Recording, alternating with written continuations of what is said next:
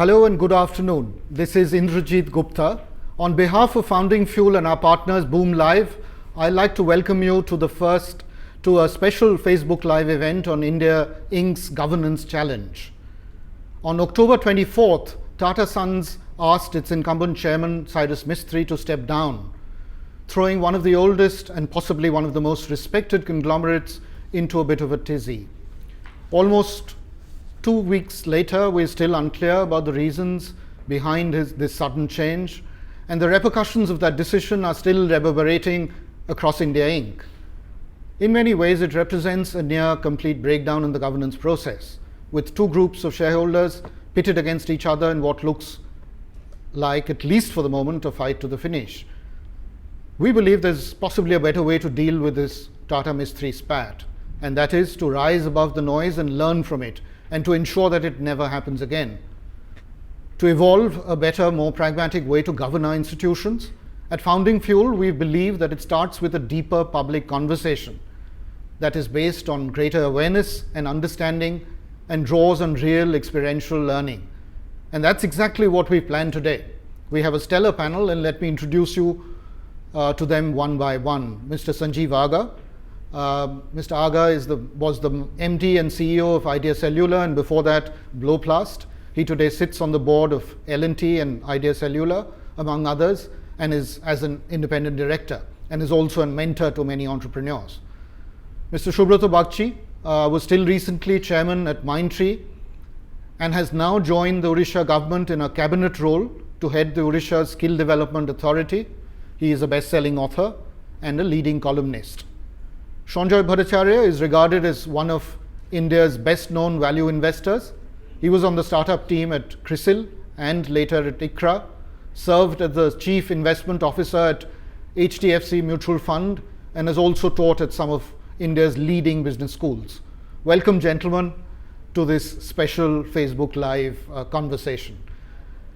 Before I kick off this conversation, we'd initiated a public poll on Twitter earlier today. The poll is still on, and we'll live those of you who are on Twitter to participate.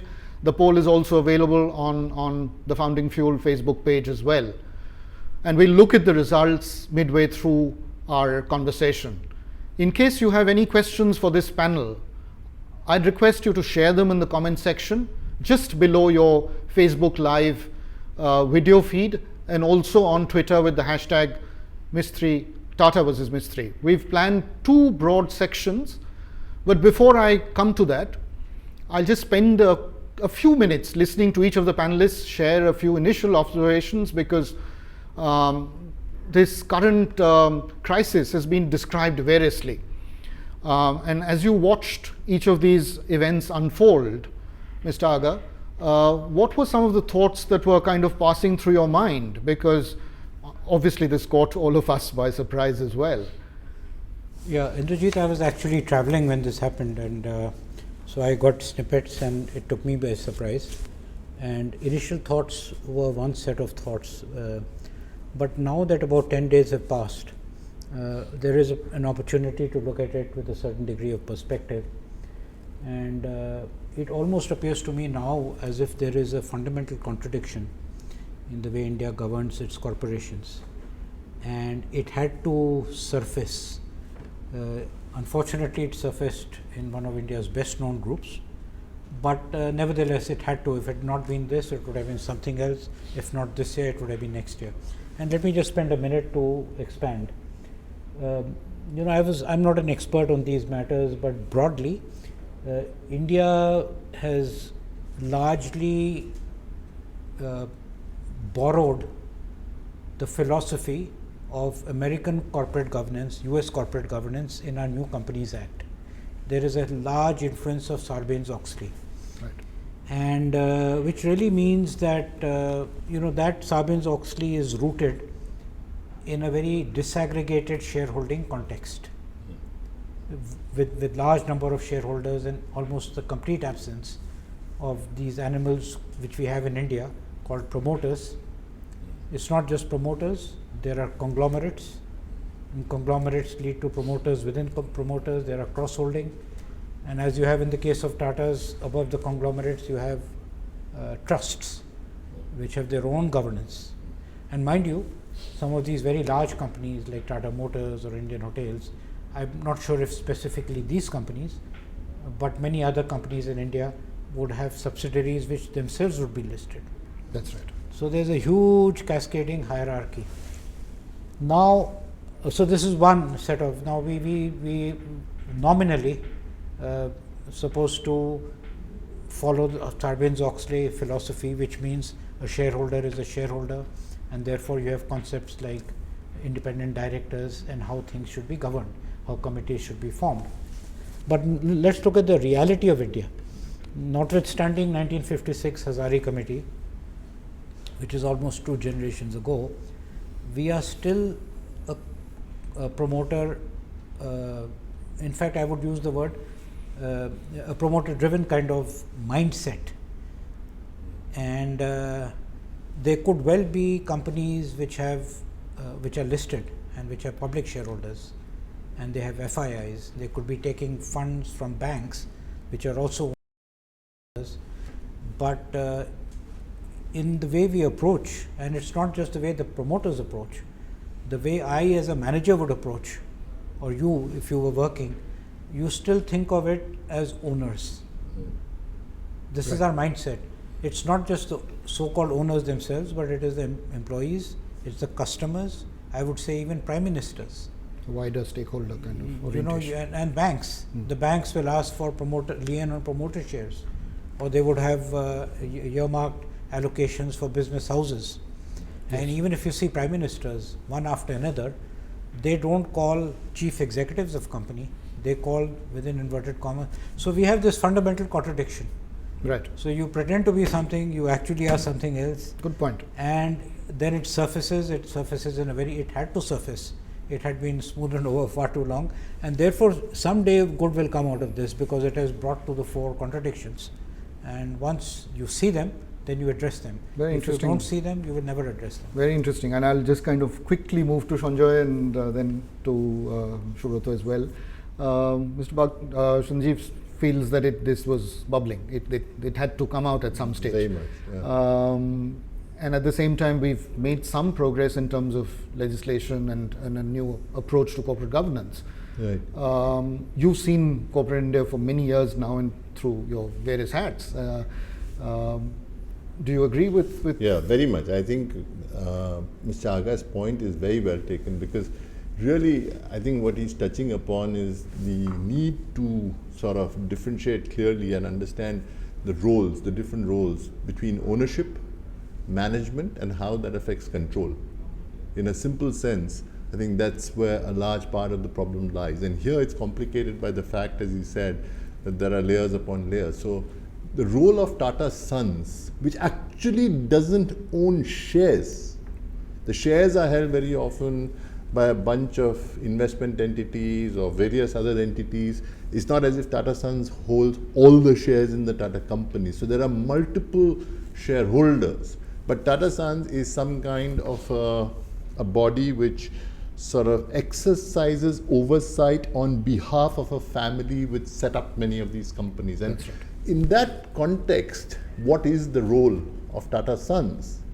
Do they have control, or are they more in the nature of, setting out a philosophy, a set of values which are shared across a group and then implemented perhaps in different ways by the operating managers? And whether you can have a unification in terms of a sense of purpose across the group, which is what most of us believe. Sure. But whether that's necessarily true, I don't know. The two other things which strike me, very vividly with regard to this particular sort of incident are two very important things in governance, and they're really the essence of how companies need to be run well for the best interests of all owners. One is the issue of succession planning, which is very important when you have companies which have been set up by families, and you have to handle the transition from being totally run by family members to a context where professional managers come in and begin to sort of differentiate the role that they play vis-a-vis family members play, and it can be done extremely well, incidentally. So Asian Paints, I think, has 3 families who own the company, but they have an incredibly strong core of management professionals. And actually, Mr. Aga is a far better person to talk about this than I am, given that he worked for Asian Paints. But I think there is no doubt that if it's done in a thoughtful way, that this separation between ownership and management can be incredibly effective. And there are numerous examples of this around the world as well. And the third thing, which is very often in India, we don't pay much regard to it, but in a sense, it's actually the only responsibility that the absolute top management team has, and which is very visible in this Tata affair, is what is called capital allocation. Because how you make decisions which then result in the way capital gets allocated to different priorities, and the consequences of that longer term define how a business evolves. And capital allocation really is at the heart and soul of what this debate is about. And in India, unfortunately, and Mr. Aga again referred to this in his earlier comments, I think we don't believe that very often those discussions on capital allocation need to be open, transparent. They need to be rooted in logic rather than sentiment, and they can be open to different interpretations in terms of your time horizon. I'll come back to some of these things because you raised some fairly important issues. I'll just kind of ask Subroto if he'd like to come in and share a maybe a slightly broader view in terms of how he'd look at the whole issue of governance beyond, in fact, even corporate governance. Subroto, any thoughts? Well, first of all, it's a very awkward time to have this conversation because, we talk of the Tata versus Mystery issue here. And the players tend to overshadow some of the other issues. So for a moment, I would like to actually stay away from whatever is breaking news right now. And I would like to step back and ask myself, what are some of the things that we should be thinking about? One is, I think as a nation, we tend to feel devastated whenever devastating news comes. And particularly when we feel that the people at high places, for whatever reason, are falling short, we really mourn the whole thing. Think about just in terms of personalities. I think it's not a good idea to be devastated when devastating news comes. It's a good idea to then step back and look at systemic issues. What occurs to me is that some systems are too large to be governed. It's an extremely difficult thing, and it could happen in government, it could happen in a large private sector company, it could happen in a not-for-profit company, or a not-for-profit entity, it could happen for a public sector company as well. Are we building systems that are way too large to be governed? When you do that, we have to keep in mind that look at the Kenyan elephant. The Kenyan elephant finally falls to an invisible bacteria called the anthrax. The anthrax can kill the Kenyan elephant. So it basically is to suggest that very small things can pull down very large systems. So are we doing a good job? Should we be building very large systems? That's one question. The second question is, let me stay with that for a moment. So is it humanly possible to govern anything so large? And when we expect some people to do that on either side, of the controversy, at the end of the day, you have 24 hours. At the end of the day, you must sleep for 8 hours. At the end of the day, your brain can hold only so much information, so much data, so much briefing by aides or whatever. Now, how is it humanly possible for people to take care of so much and yet stay on the right side of things? The second issue that comes to my mind repeatedly, not just this once, is can law be a substitute for character? So we talk about corporate governance, and the moment we talk about corporate governance, or for that matter, any form of governance, the mind races towards, so are there effective, adequate amount of controls? Are there enough laws around there? Is there enough governance on governance? But finally, in today's day and age, so yesterday we were talking to Vivek Devroy, and he was elucidating the concept of dharma in Mahabharata. So what is dharma? And he explained that in India and in Indian tradition, nobody will tell you, nobody will prescribe what is the right thing to do. So it is left to you. Anybody, as long as you are true to yourself, you can decide what your dharma is. So in a situation like that, law can be a very poor substitute for character. And I think we are seeing, not just in one private sector example, or we're seeing in public life, too much, too often, we're seeing character breaking down. And then everything else, if it is not this controversy, it will be that controversy. And we kind of move from breaking news to breaking news until such time that you become information overloaded and hence attention deficient. So two thoughts. One, are we building systems that are too large? And secondly, can law really be a substitute for character? Yes. Yes. In fact, I just kind of also at that point you made about individual versus the institution and our obsession in India with individuals and not so much about the way institutions are managed and governed. And the point that you certainly made about how much really can you work with a legal, kind of setting legal boundaries as opposed to working on character and values and vision. I think those are fundamental points that you've made. I'll just kind of dive into some of the things that I think we've been listening to our readers and they've come back. For instance, there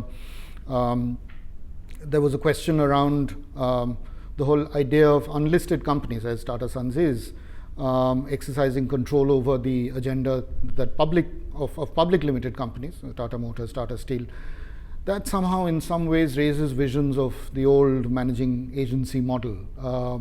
I thought we were well past that, but has that kind of slipped through the regulatory safeguards? Sanjoy, any thoughts on that?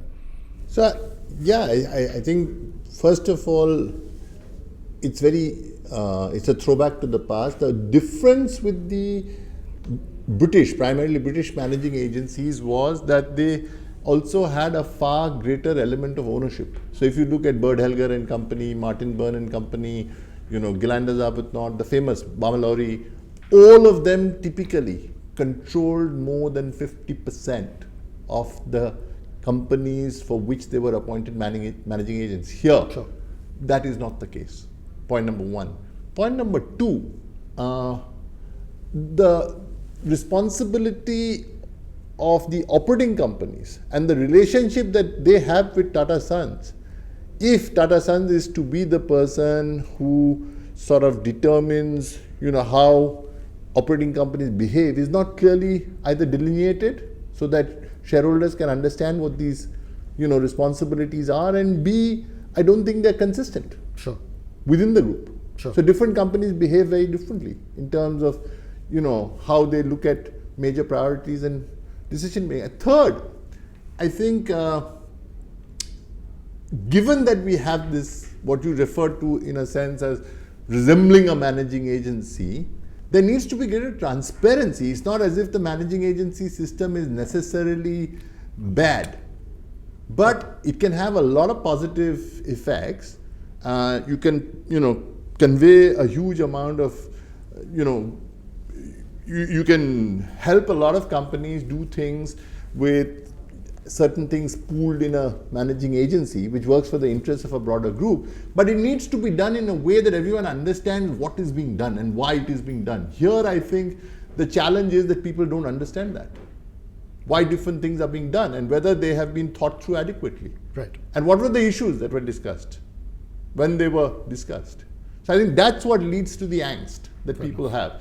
Per se, I don't think the managing agency system is either good or bad. Sure, it's how you use it. It's how you use it. Fair That's point. it. Mr. Aga, I just wanted to come to you about the role of independent directors, because that's certainly come up very strongly in this case.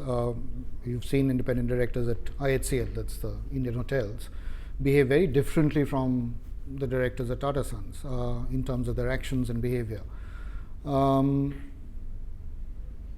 How should independent directors think about their role in this case, for instance, because it's complicated by the fact that Tata Sons, to some extent, as we were discussing, remains an unlisted company, and therefore independent directors don't necessarily have to show their hand, as it were, and stand up.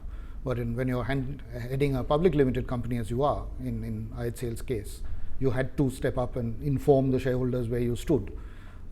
We've not seen that very often. So any first cut thoughts in terms of how you'd see this play out?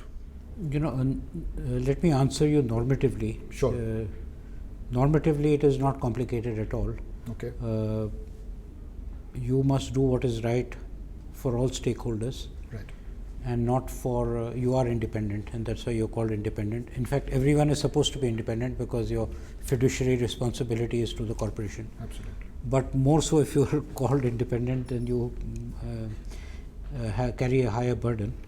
And number two, you are responsible to your own conscience.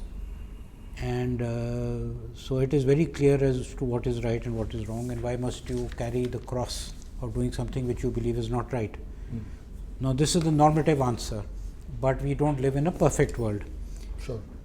And these are the kinds of contradictions which will surface, and what you haven't seen yet,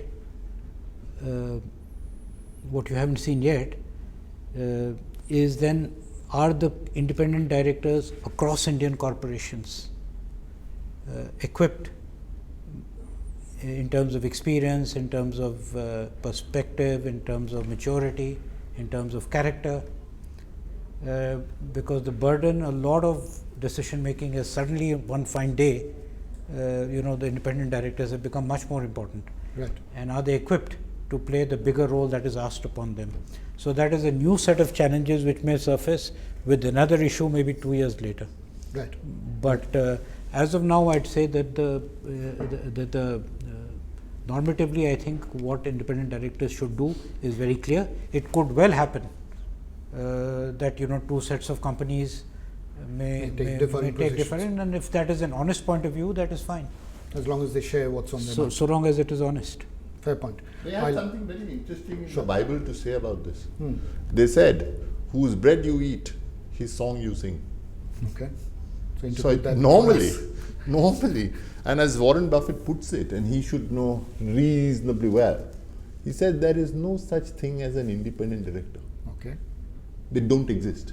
Okay. That species is, in the imagination and fantasy of people who want to create sort of systems that apparently serve a purpose. But in reality, as he's saying, is very different. Absolutely. Absolutely. And we have the incredibly funny or odd situation here where some would say that the independent directors are not singing the song of the people who give them their bread. We don't know who's giving the bread. That's right. That's really the issue. So that's fundamental, and it goes back to the concept of independent directors. In a way, Mr. Aga has really answered that question. Who appoints independent directors? Yeah. If you look at the United States of America and shareholder activism, the first thing a shareholder activist does is he asks for the slate of directors to be changed. There is no such provision in Indian law, because the managing director and the management team propose or invite names, which then get approved and become independent directors. So it's very different. Absolutely. Yeah. So we'll kind of dive into the first section, because that's really we have two sections. One is essentially you've already touched upon some of it, in terms of setting up the new context for governance, and we reckon moved a fair distance since the time Mr. Tata had to deal with the old satraps. But I think that it'd be useful to, I think, frame some of that a little more clearly. What is the context that we're seeing today? Because clearly, I think Mr. Bagchi made the point, and some of you, both of you did as well, that we're moving away from just a compliance view of governance to a much more robust trusteeship view, because that's really what is. Can we kind of explore some of those things that have, to your mind, where the needle has certainly moved? You talked about, greater levels of transparency, putting information in the public domain. You spoke about the regulation of the Companies Act. Do you want to kind of touch upon a few of those in some sense before we kind of sure. open? So I think Mr. Aga should probably. Sure. Well, I'm ready to go first because I was asked this question, or I heard someone answer this question 10 days ago. Okay. Saying that he feels that after the new Companies Act, there has been an improvement in governance standards. Right. And my instinct was to contradict. Okay. But then I thought about it, and I would put it this way, that the new Companies Act had too many frightening things around compliance, onerous requirements, which in the wrong hands can be counterproductive. But it is better that people like us don't think in very narrow terms, and we try to take a more constructive view. So more constructive view, I would say that the new Companies Act has caused the relatively better governed companies to govern themselves slightly better, both in terms of ticking the boxes, but sometimes in the process of ticking the boxes you exercise greater rigor and a greater process, which itself, and it also, certain things you were not doing, you start doing. So my experience in the half dozen odd companies is that if I take away the slightly negative features which should be improved, but if I take a more constructive view, I think it has been a positive influence. I say so reluctantly because by nature I am a anti-establishment guy, but I would say it has helped. However, if you want to improve governance, there is no point making the top 10% another 10% better. It is the bottom 90% where you have to make an impact.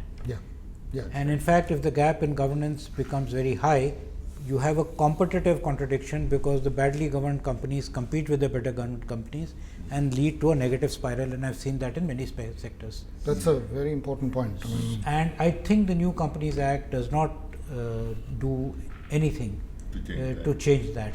So if I was to be, as Gandhiji, I am no far cry from what Gandhiji, but look at the eye of the poorest man. Or if there's a problem with hygiene, you take the broom and clean it. That's where difference comes. It doesn't come from making Hindustan Unilever a little better governed. Sure. And that's very important, because I just kind of share the Twitter poll results, because it gives us a snapshot of how people are kind of looking at the situation. And we had asked the question, how do you view corporate governance standards in India Inc.? Is it generally improving? Is it actually deteriorating? Is it same as before? And can't say. Most people seem to believe that it's same as before. Obviously, you serve on some of the best boards, so I guess you would have a slightly different view. You believe that you fall in that generally improving category. Improving for a minority. Right.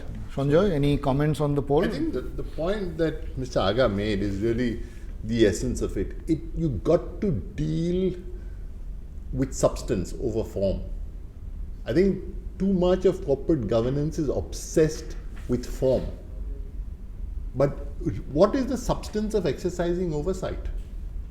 Because that's really what you're doing. Here are a bunch of people who've been given the responsibility in the context of running a business to ensure that the business has multiple objectives: longevity, profitability, good behavior, good within quotes, good behavior, and at the same time to encourage innovation, creativity, growth. And these are really the issues that constitute governance, exercising adequate oversight to make sure that you create an environment that facilitates all of this. Sure. So, how do you do that? That's to me the essence of governance. We'll come to that. Yeah. So, Subroto, you've heard both Sanjeev and Sanjoy talk about where they stand. Where do you stand? Do you reckon things are improving, they're more of the same, or they're actually getting worse? I'm not a big fan of polls which happen on the fly like this. What's your guess?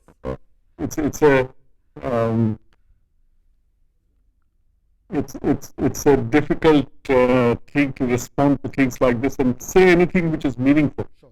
So what does this really mean? Who's responded? How many people have responded?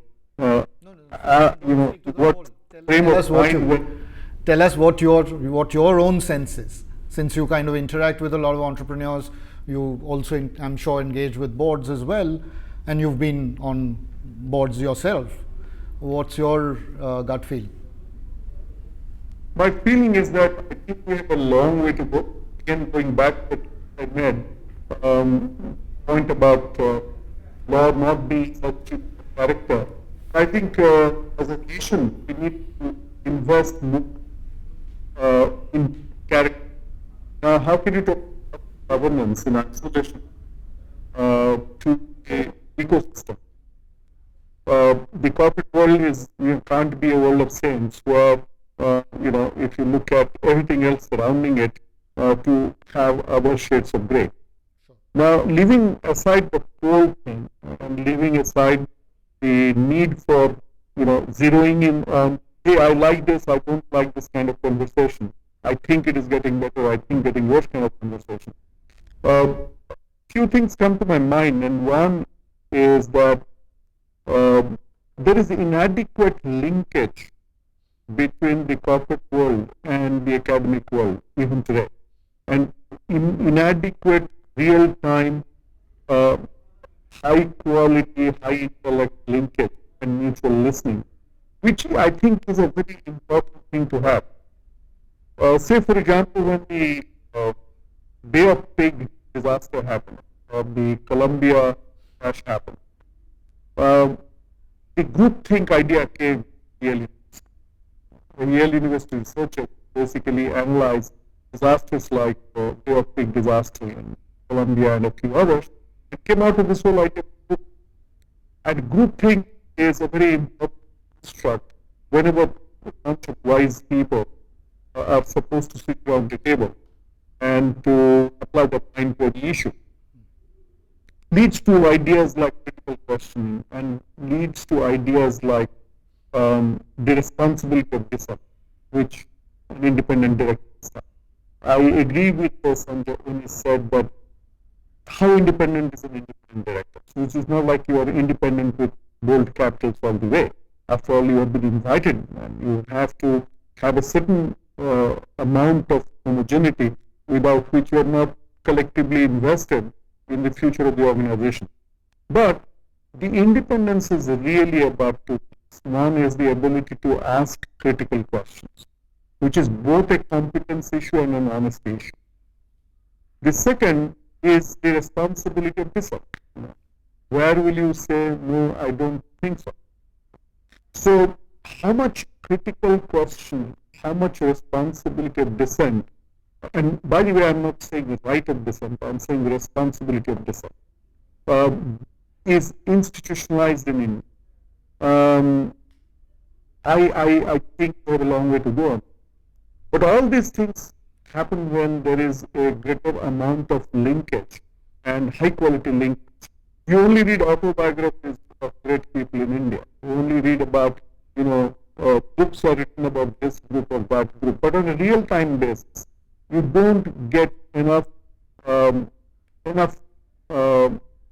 thought through pieces of wisdom, which then can help us to change mental models, will then help us to step back and deal with the character issue, without which it will be a really moot question.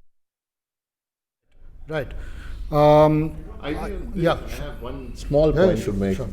So one other issue which has changed significantly in the last 10 years is how independent directors are compensated. So if you serve on, let's say, the boards of 5 or 6 pretty large companies, and you exercise independence within what is a conventional framework, you could get fairly rich. So it's not easy to be independent today. No, I agree. And one needs to think, I think, in my view, one needs to think about, this compensation thing. And this whole facade that if you set up a committee and the committee has independence, then the system works very well, because it doesn't. In reality, people are gaming the system. Yeah, you talked So about you that. appoint me to your compensation committee, your related party transaction committee in company A. There are 2 people, A and B. A appoints B. B appoints A to his company. Right. And the world lives happily ever after. So is Right. this governance? Has this improved the quality of governance? I don't think so. In fact, I think it's made it, in a sense, an even more insidious environment. Because people have figured out how. Because everyone thinks all is well. Because you have these wonderful committees with wonderful people. Yeah. Yeah. Fair enough. So there is another question that we'd asked on Twitter just to get a sense of what do people believe would propel corporate governance into center stage in India Inc. And we'd kind of, maybe we can have that quiz, the poll results put up on the screen for us to see. We had asked whether they believed institutional investor pressure was kind of going to propel corporate governance. New stricter regulations, was it the role of independent directors, as we realized? Yes. So it's up. You see 48% believe that institutional investor pressure will, and I can see Sanjoy laughing. Maybe Sanjoy, any thoughts? It's like Alice in Wonderland. So institutional investors live and die by the sword. Right. You underperform for 1 month, for 3 months, you lose money. Right. You don't have the time to be patient. Right. The only way you can exercise, real constructive pressure on companies to bring about change Right. is if, for instance, you are not judged by your short-term results. All Indian institutional investors, for better or worse, and I'm not making a value judgment here, are evaluated in the very short term. So how are they going to exercise the pressure? And we don't have, that I know of in this country, any local.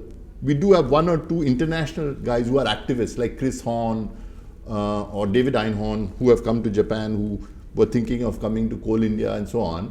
But we don't have any culture of investor activism in this country at all. It is the activists who can create serious pressure, because they are committing their own money.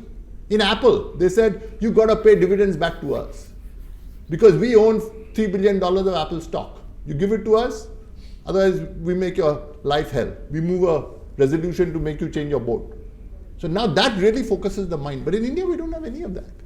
We have LIC, the mutual funds. By and large, passive. And typically, one more thing that people should realize, if the investor doesn't like what he sees, he can sell. That's the joy of publicly listed equities. Absolutely. So why is he bothered about? Right.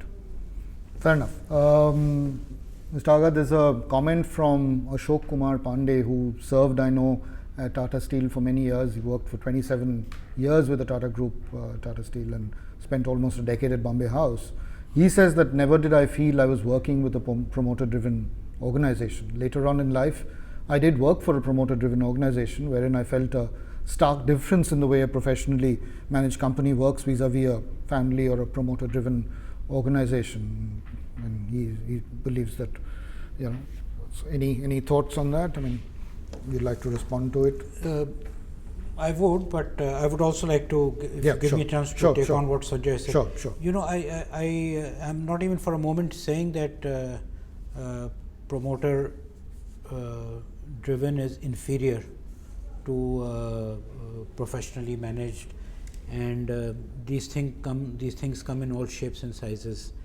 And quite certainly, I do know that for many generations, people were very happy to serve with the Tata Group, and I'm sure that will continue.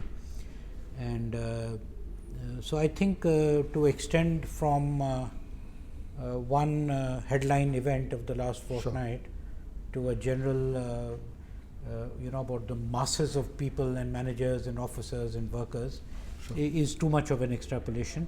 And I would quite agree that it would have been and would still be one of the better places to work for in the future. So I have no doubt about that. Perhaps even better than many government organizations, because you can combine a feeling of being equal and still contributing something to the society and country. Sure. You should get more of that in the government, but very often you don't. But so I agree with him. But I just want to, when Subroto was talking and Sanjoy was talking, the thought occurred to me, you asked where will corporate governance, what is going to improve things? Yes. And I don't have an answer, but let me put to you the problem a little differently. Corporate governance is poor because poor corporate governance pays in India. Sorry, can you? That's absolutely right.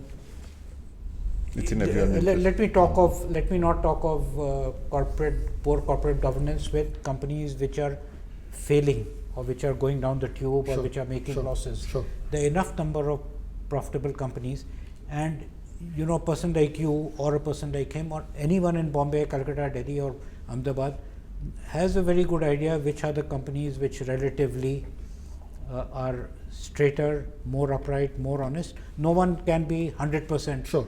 Every human being and every corporation combines a little bit of the divine and a little bit but there are huge differences. Sure. Yes. And everyone knows which are the companies which fall short on that. Right. In what way have they been handicapped? In their dealings with the banks, in their dealings with the courts, in their dealings with the government. In fact, they might have been profited in many cases. Right.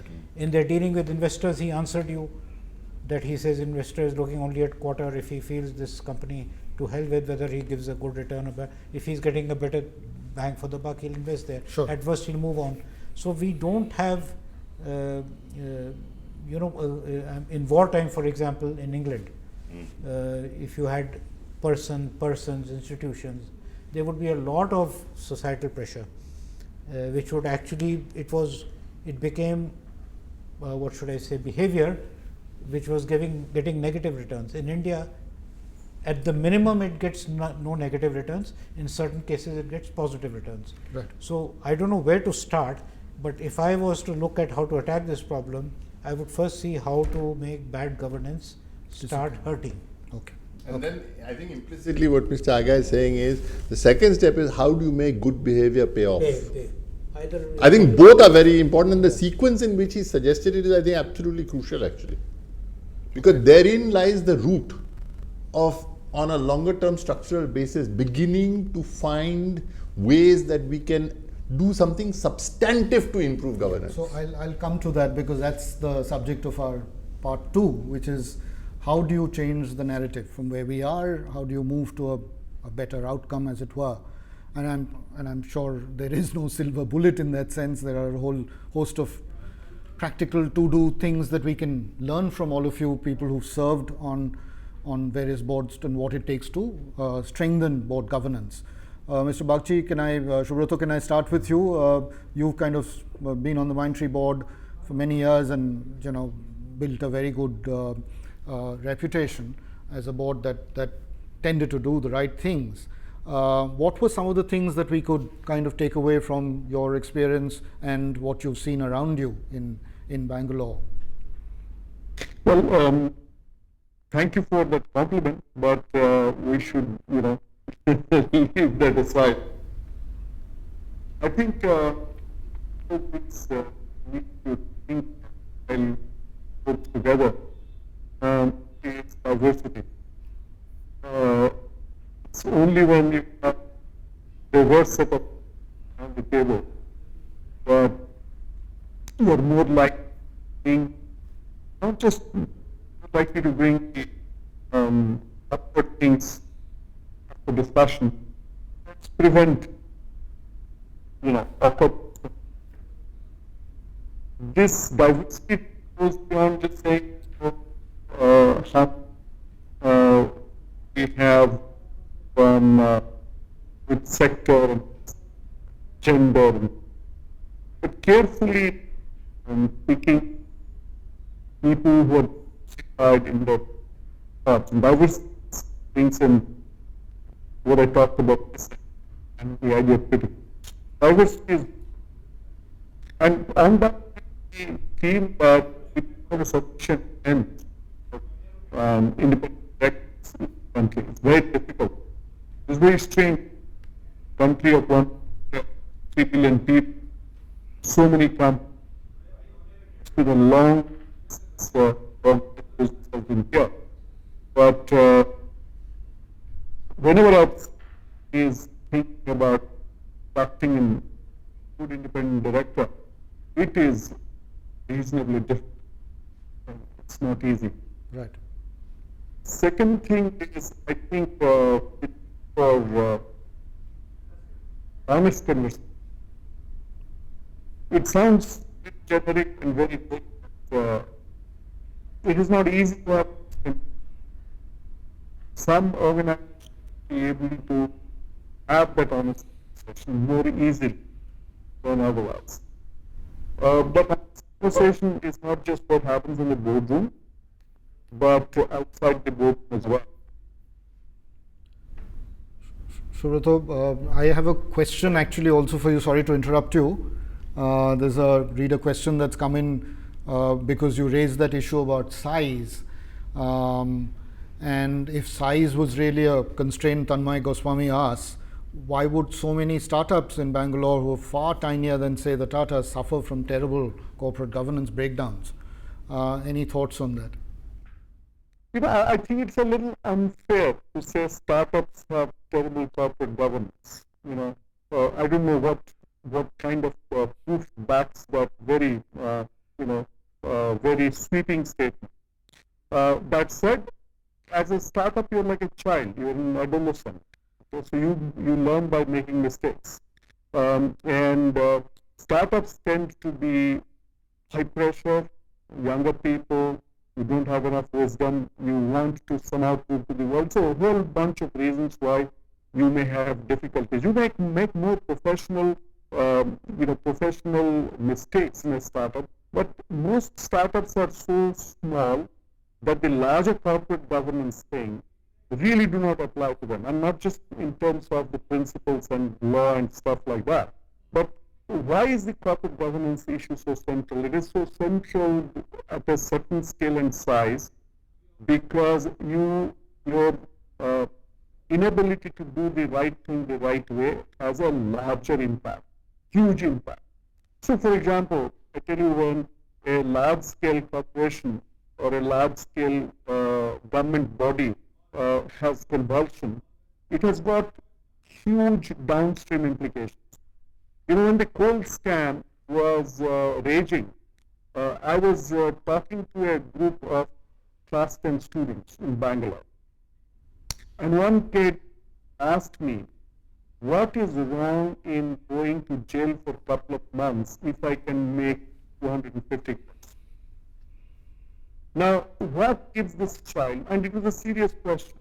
So, 14, 15, 16-year-old kid says, what is wrong going to jail for 2 months if I can work out to 250 crores? And he then sees that with 250 crores, I can do many things. So this kind of a thing happens when a larger system fails. So I don't think the startup issue is really central to the conversation here. Sure. I'll thank you for that. I'd move to Mr. Aga and Sanjeev and Sanjoy.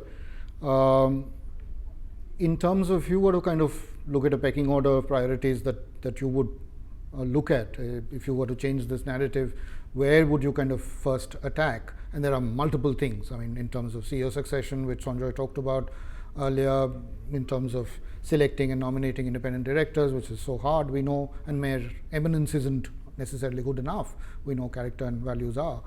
The right set of metrics. What would you pick up as the 2 or 3 top things that you would focus on if we had to change the narrative around corporate governance? Here my thinking has evolved, has changed over the last 10 years. I used to, 10 years ago, 5 years ago, give a lot of importance to external.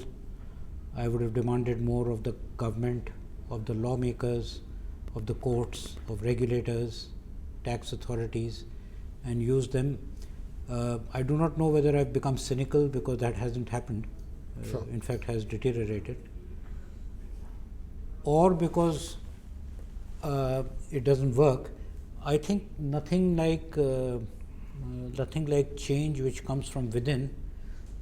Now let me just expand what I'm trying to say. It is easy for me as an ex-manager to criticize the government, to criticize the bureaucracy, to criticize the courts Right. in the four walls, criticize the media.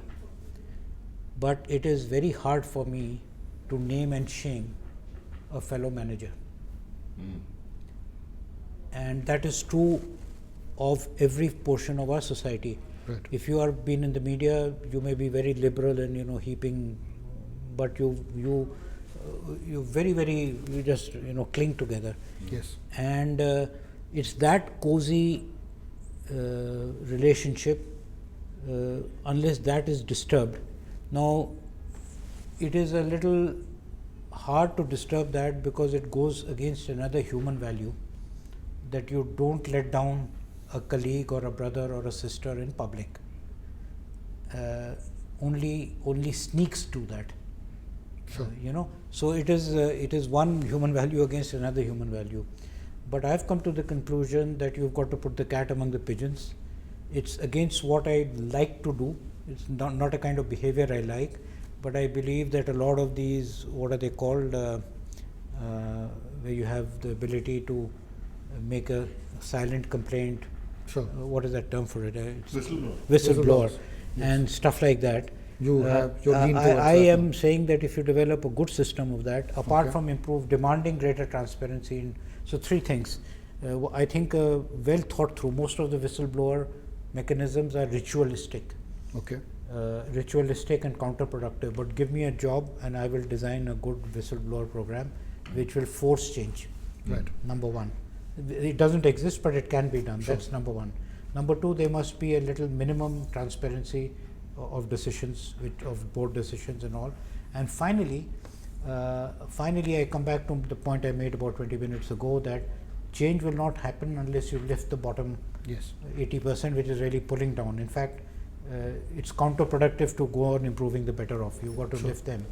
And here I think you've got to find a way of intervening, that the original promoters and managers don't have a veto right on who comes in as an independent director.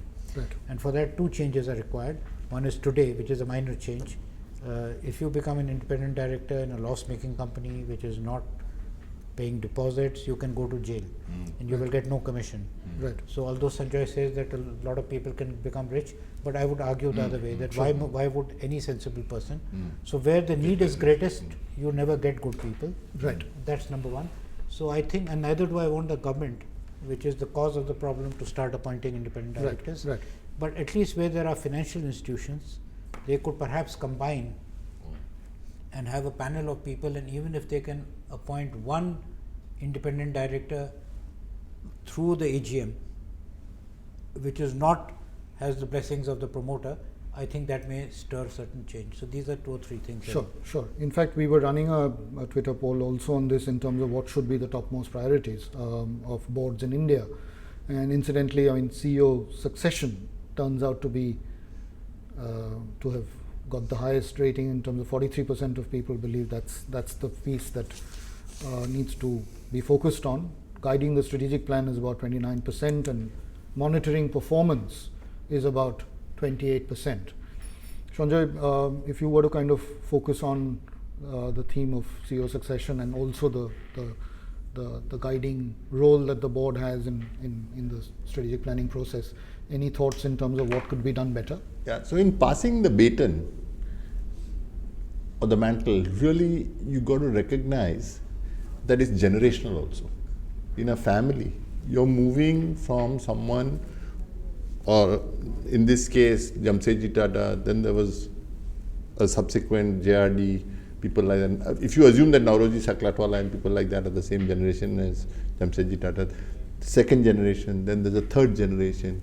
And it's very, very important that you align the motivations and interests of the people who are going to be the controlling interest with what that organization needs to do to prosper and flourish in that particular environment. If you go back 100 years, when Jamsetji Tata ran the Tata Group, the competitive environment and the requirements of doing business were entirely different than they are now. Sure.